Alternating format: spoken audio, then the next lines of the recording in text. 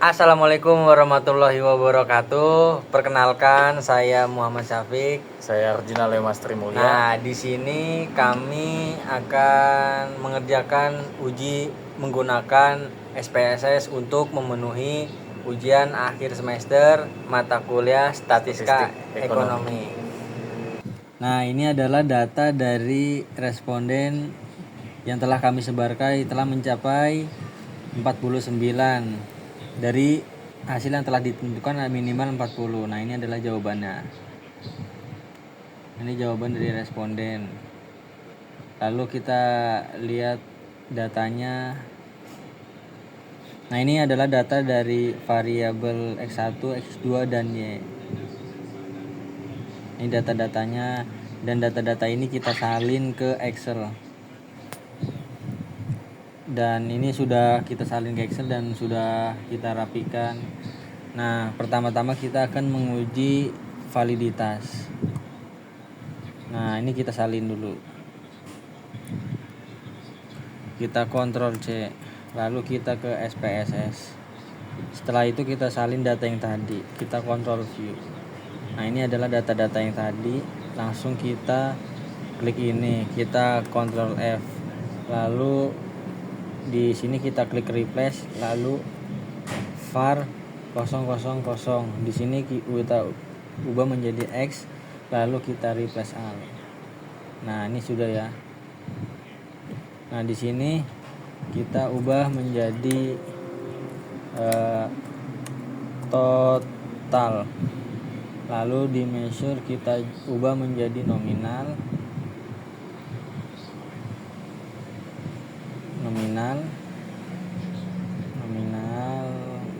Kita ubah menjadi nominal satu persatu, dan yang terakhir kita ubah menjadi scale. Lalu kita ke data view. Nah, untuk menguji validitas kita klik analyze, lalu kita klik correlate, lalu divide. Nah, di sini kita Ctrl A, lalu kita pindahkan ke sini, dan langsung otomatis muncul hasilnya. Dan berdasarkan hasil uji validitas menggunakan korelasi person terhadap responden, diperoleh bahwa item X1, X2, dan X3 dan X5 memiliki nilai koefisien korelasi lebih besar dari R-table 0291 dan nilai signifikasi kurang dari 0,05, sehingga data ini dinyatakan valid. Nah, selanjutnya kita uji data reliabilitas. Kita ke ini, lalu kita klik analyze, kita klik scale, lalu reliability analyze, dan kita pindahkan satu-satu. X3 kita pindahkan, X4 kita pindahkan, X5 kita pindahkan, dan totalnya tidak kita pindahkan. Lalu jangan lupa modelnya adalah model alpha, dan klik OK. Dan ini adalah hasil dari uji validitas reliabilitas. Berdasarkan hasil uji reliabilitas ini menggunakan metode alpha, diperoleh nilai sebesar 0,718 yang berarti lebih besar dari 0,70, sehingga instrumen dinyatakan reliable. Artinya dari uji ini adalah valid. Oke teman-teman, selanjutnya kita kerjakan uji regresi. Jadi kan kita sudah uji validitas dan uji normalitas ya teman-teman. Nah, ini kita masuk ke uji regresi sekarang. Kita pindah dulu, kita udah siapin datanya di sini di Excel. Ini data yang mau kita input untuk uji regresi. Pengerjaannya masih sama ya teman-teman. Kita copy paste saja yang dari Excel. Oke, kita akan pindahin ke data view. Kita taruh di sini. Nah, untuk di variable view-nya name kita ganti, di sini X1, di sini X2, dan di sini Y. Untuk labelnya di sini kita namain pengetahuan perbankan syariah.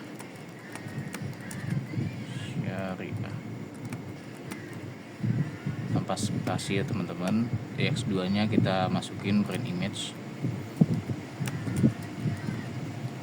Dan untuk Y-nya kita masukin minat perbankan syariah.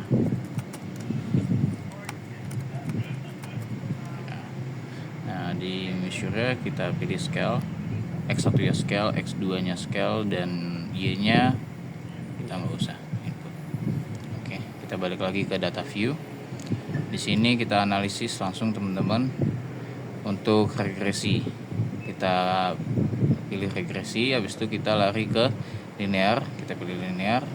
Nah, untuk masuk independennya kita lihat ya teman-teman, perhatikan baik-baik.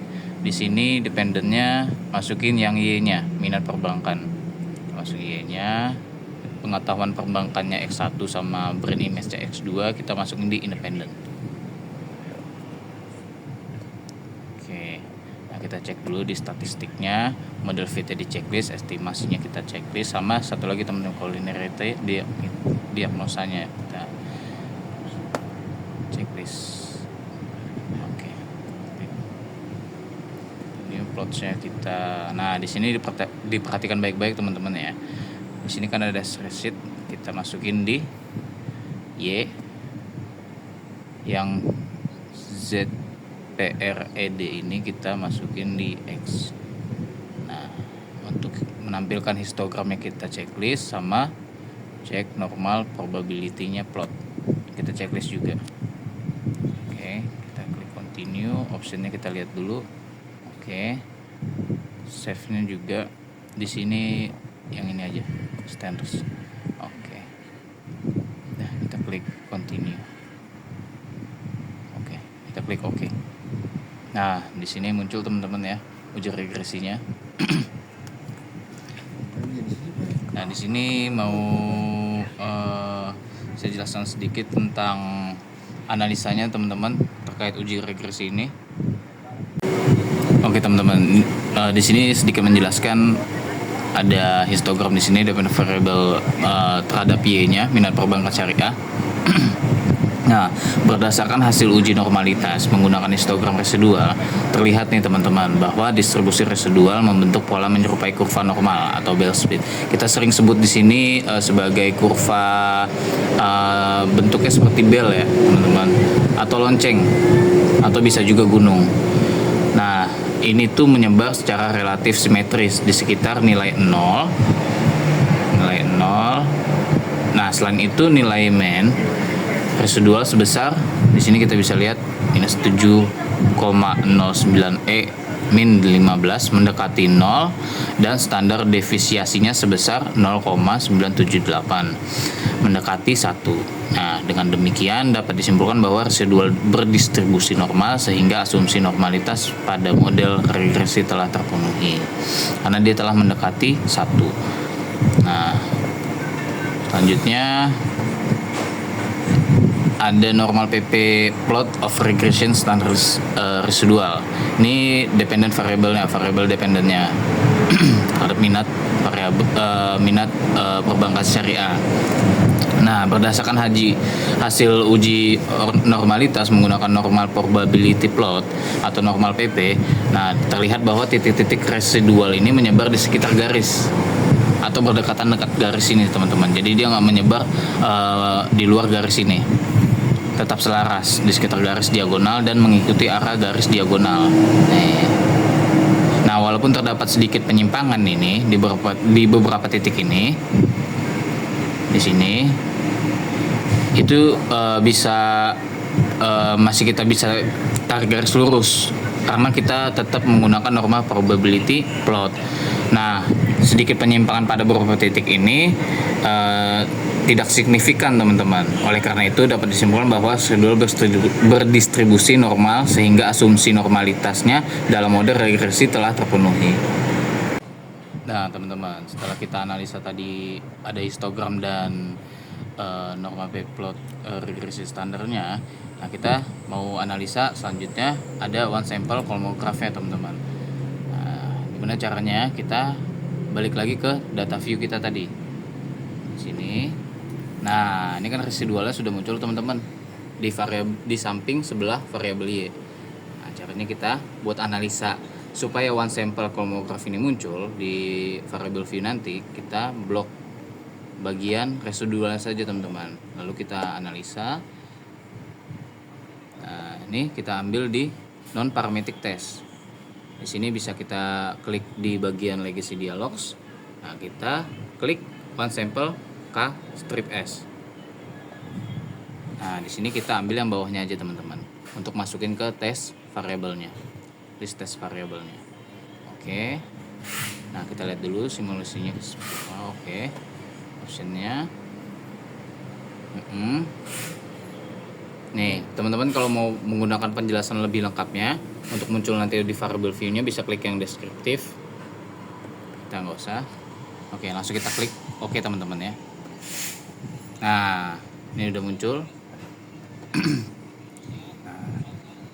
Ya, kita analisa teman-teman berdasarkan hasil uji normalitas menggunakan one sample kolmograf tadi.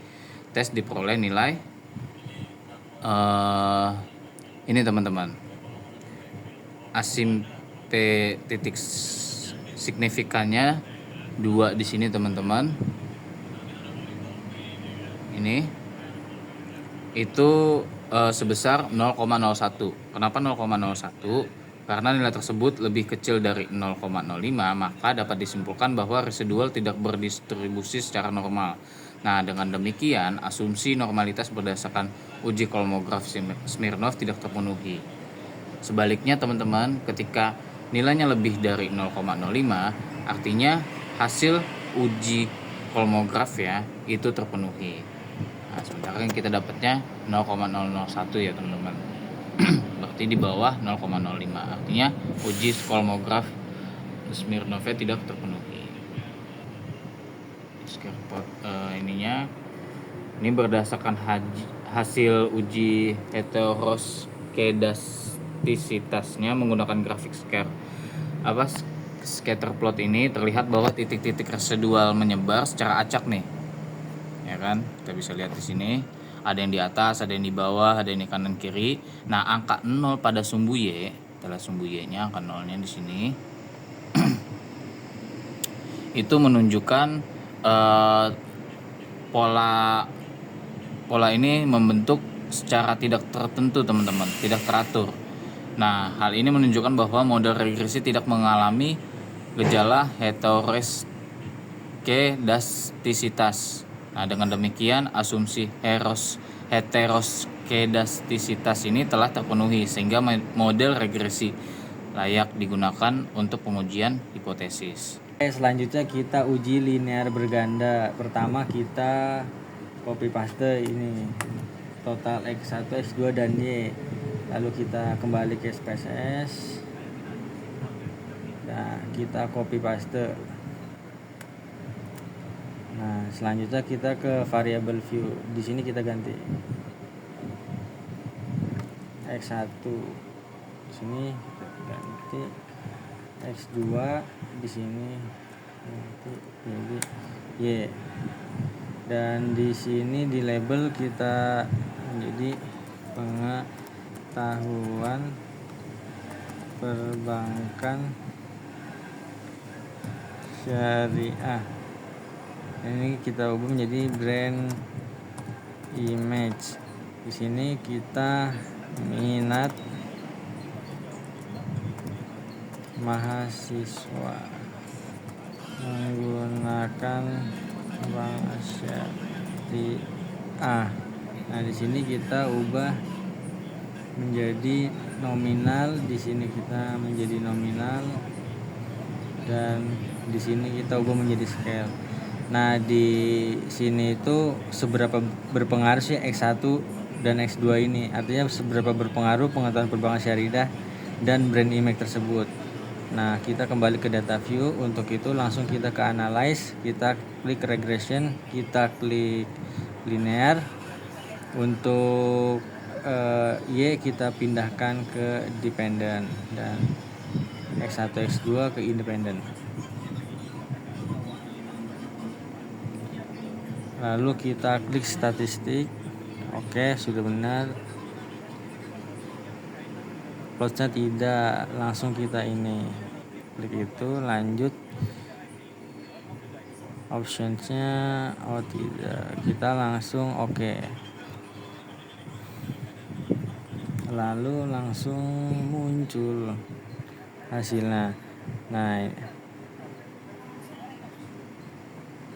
ini adalah hasil dari seberapa berpengaruh X1 dan X2. Di sini pengetahuan perbankan syariah berpengaruh positif dan signifikan terhadap minat menggunakan bank syariah. Terus juga brand image ini berpengaruh positif dan signifikan terhadap minat menggunakan bank syariah.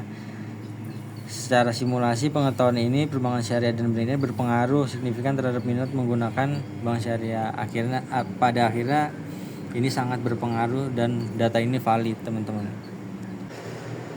Nah, mungkin itu saja yang bisa kami sampaikan dari pengolahan data yang telah kami sampaikan. Semoga bermanfaat. Kurang lebihnya mohon maaf. Billahi fisabilillah fastabiqul khairat. Assalamualaikum warahmatullahi wabarakatuh.